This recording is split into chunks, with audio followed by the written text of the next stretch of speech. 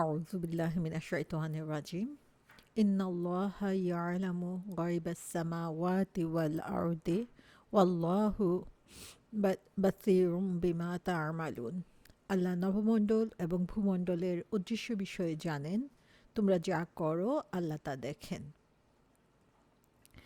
সূরা হুজরাতের 18 নম্বর আয়াত। এই আয়াতটি দিয়েই এই সূরার সমাপ্তি ঘটেছে। আল্লাহ সুবহানাহু ওয়া তাআলা এখানে লাস্ট কয়েকটি আয়াতের মধ্যে বলছেন, কেউ যখন কোনো কাজ করে তখন তার পিছনে কোন উদ্দেশ্যে কাজ করে এবং কোন ফ্যাক্টর কাজ করে এর পিছনে, এবং তারা যে কথাগুলো বলে এর কোনোটাই আল্লাহ সুবহানাহু ওয়া তাআলার কাছে লুকায়িত থাকে না।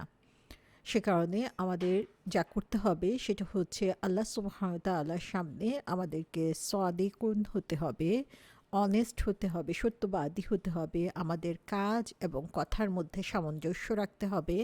এবং আল্লাহ সুবহানাহু ওয়া তাআলা আমাদেরকে এই যে দিনের পথে থাকার অথবা মুসলিম হওয়ার যে সৌভাগ্য দিয়েছেন, সেটা হচ্ছে আল্লাহ সুবহানাহু ওয়া তাআলার পক্ষ থেকে আমাদের জন্য একটা বিশেষ ফেভার। সেটা মনে করে আল্লাহর সামনে আমাদেরকে বিনয়ী হতে হবে।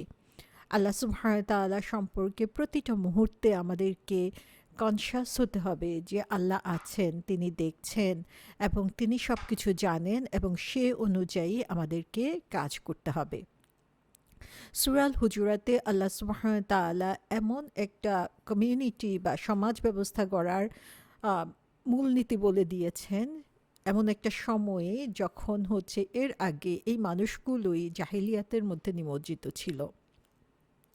সেই মানুষগুলোই ইমানের ছোঁয়ায় যখন আলোকিত হয়ে উঠল, তখন তাদেরকে পারস্পরিক লেনদেন, পারস্পরিক সম্পর্ক উন্নয়নের মাধ্যমে কিভাবে একটা আদর্শ সমাজ গড়ে তোলা যায় তার চাবিকাঠি আল্লাহ সুবহানাহু ওয়া তাআলা দিয়ে দিয়েছেন।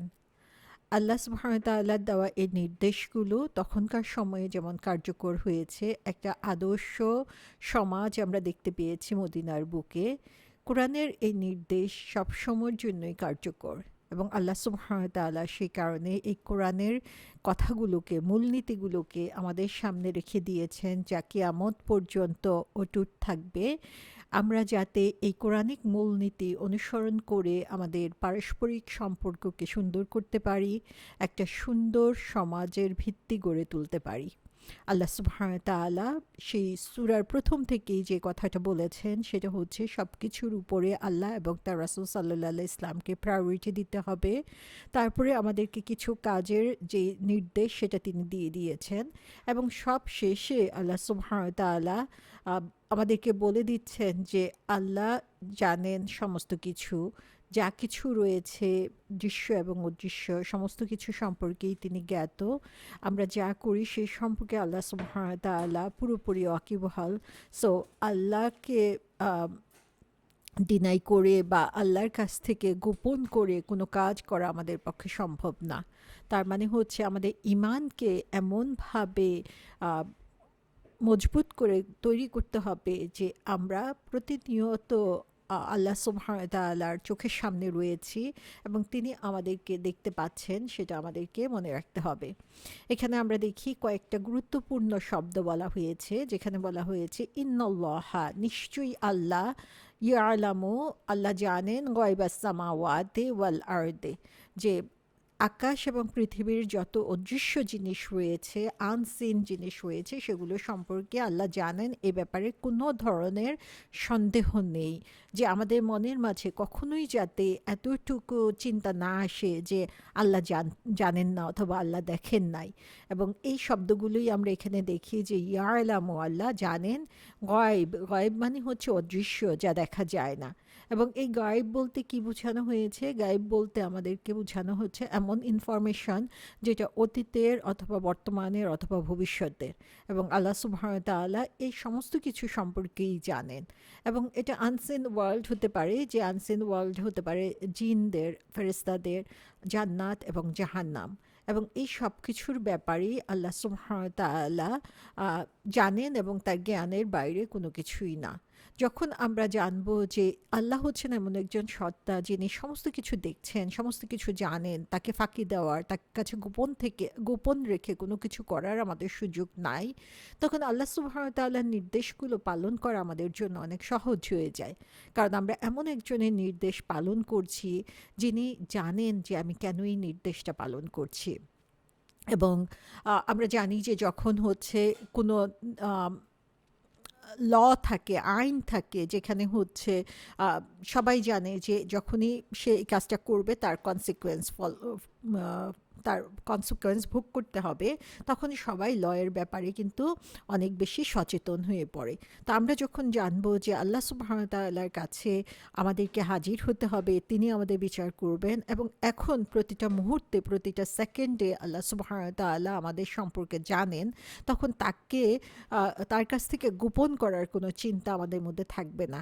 সো যেই ইখলাসটা আমাদের অন্তরের মধ্যে আসা দরকার, সেই ইখলাসটা আনা অনেক সহজ হয়ে যাবে যখন আমরা জানি যে, যেমন সিসি ক্যামেরা যদি থাকে কোনো ঘরের মধ্যে, তখন যেমন আমরা আমাদের কথা কাজে সচেতন হয়ে পড়ব এবং এমন কোনো কথা বলবো না যেটার জন্য পরে আমি ফেঁসে যেতে পারি, বা এমন কোনো কাজ করব না যেটার জন্য আমাকে শাস্তি পেতে হবে।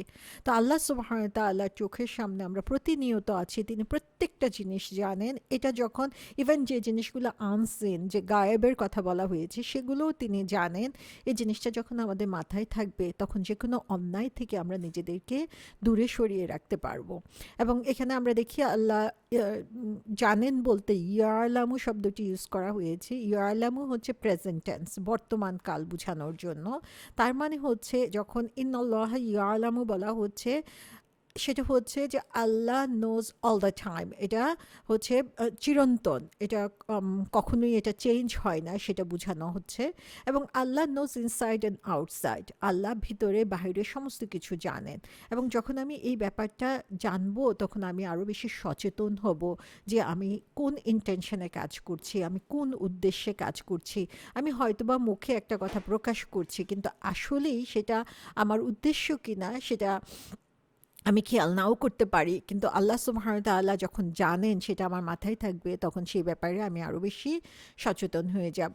সূরা আন-নামলে আল্লাহ সুবহানাহু ওয়া তাআলা বলেছেন, বলুন আল্লাহ ব্যতীত নভমণ্ডল ও ভূমণ্ডলে কেউ গায়েবের খবর জানে না এবং তারা জানে না যে তারা কখন পুনরুজ্জীবিত হবে। তাহলে অদৃশ্যের জ্ঞান শুধুমাত্র আল্লাহ সুবহানাহু ওয়া তাআলা রয়েছে।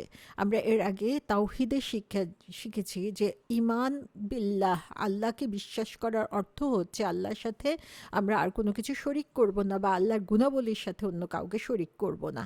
তো আল্লাহ যে গায়েবের খবর জানেন, এটা আল্লাহ ছাড়া আর কেউ জানে না। এটাও হচ্ছে তাওহীদের একটা শিক্ষা।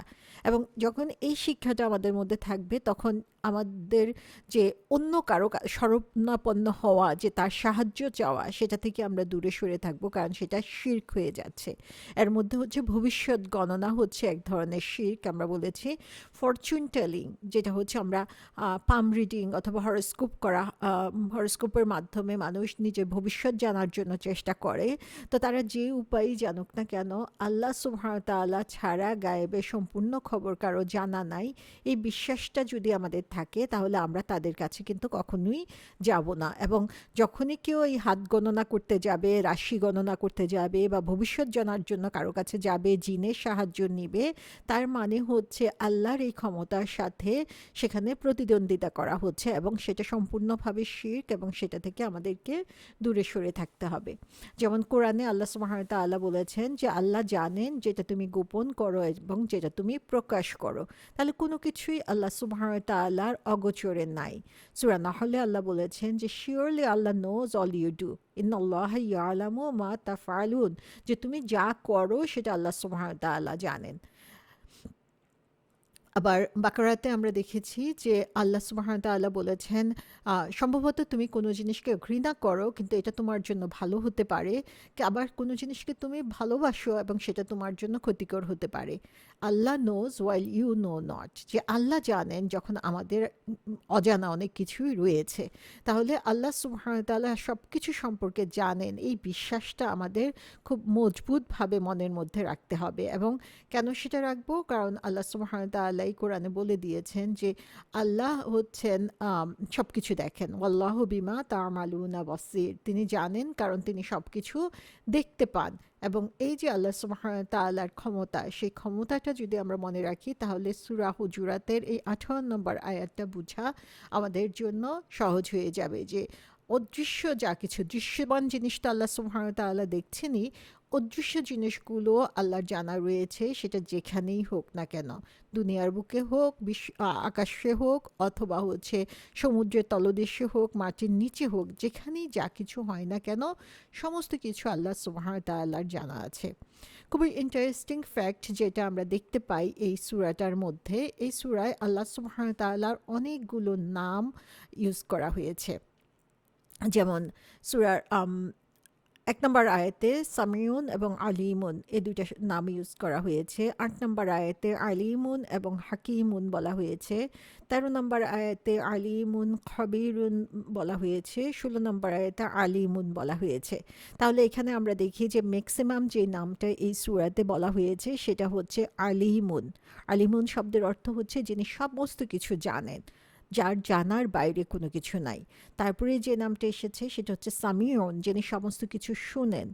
হাকিমুন, যিনি হচ্ছেন শুধু জানেনই না, তিনি হচ্ছেন অল ওয়াইজ, তার বুদ্ধি, তার প্রজ্ঞার কাছে আর কারো মানে তুলনা করার কোনো সুযোগ নাই।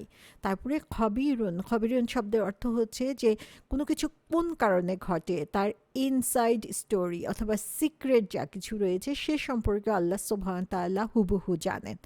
এই সূরা হুজুরাতের মধ্যে এই যে আল্লাহ সুবহানাহু ওয়া তাআলার নামগুলো ব্যবহার করা হয়েছে, এর কারণ কি? কারণ আল্লাহ সুবহানাহু ওয়া তাআলা এখানে যেই কথাগুলো বলেছেন, মানুষের অ্যাকশনের কথা বলেছেন, মানুষের ঈমানের কথা বলেছেন, এবং আল্লাহ সুবহানাহু ওয়া তাআলা সমস্ত কিছু দেখেন, সমস্ত কিছু শুনেন, সমস্ত কিছু সম্পর্কে তিনি হুবহু সমস্ত খবর তার কাছে পৌঁছে যায়, এবং তিনি হচ্ছেন সবচেয়ে ওয়াইজ। এই জিনিসটা যখন, এই কথাগুলো যখন আমাদের মাথায় থাকবে, তখন আমরা দেখব যে আল্লাহ সুবহানাহু ওয়া তাআলার শক্তি এবং ক্ষমতার ব্যাপারে আমরা আরও অনেক বেশি সচেতন হব। তো সুবহানাল্লাহ, এই আল্লাহ সুবহানাহু ওয়া তাআলার এই নামগুলো দিয়ে এবং প্রত্যেকটা নাম যে আয়াতগুলোর সাথে এসেছে সেটাও যদি আমরা চিন্তা করি তাহলে দেখব যে আল্লাহ সুবহানাহু ওয়া তাআলা এই পুরা সূরাটাতে তাকে চিনার এবং তাকে চিনার মাধ্যমে আমাদের ঈমানকে মজবুত করা এবং ঈমানকে মজবুত করার মাধ্যমে আমাদের কাজের মধ্যে পরিবর্তন আনার জন্য এখানে আহ্বান করেছেন।